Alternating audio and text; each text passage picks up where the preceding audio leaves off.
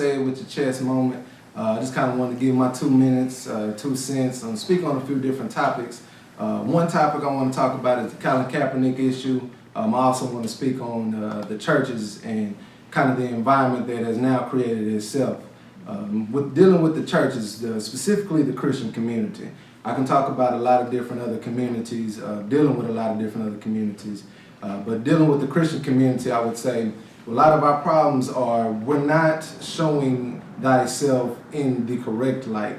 When I say showing ourselves in the correct light, we always wonder, well, why are we losing so many followers? Or believers, I guess you could say, in a certain point. Well, we have people that are straddling the fence and they're watching you and they're seeing the things that you do, or they're seeing the environment that they're coming up and around. I heard a man once say, if you want to know where the crime is bad or where you want to know where the nearest ghetto is, see where the most churches are at. And that's unacceptable. We can't have, for example, the street that I grew up on, Fordham Road, it's on Oak Cliff. On that street alone, I can count maybe 10 churches on just that one street. But then you look at the condition of those that are around them. We're looking at all these black people around them. You see people that are on drugs. You see bad crime. You see people that are homeless. You see all types of, you see prostitution. You see all these different issues, but you got all these churches. What are the churches, why are we not holding these churches more accountable for their problems that they're not doing? They're not helping those out around them in the community.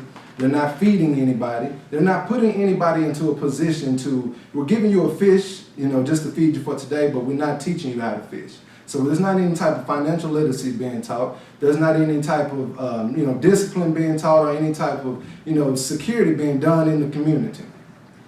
And, pretty much I would say we have to really change the way that we go about. So those of you who have your Bibles, those who subscribe to this, we have things like, of course, John 4:21, where it says, he who has given the command, whoever loves God must also love his brother.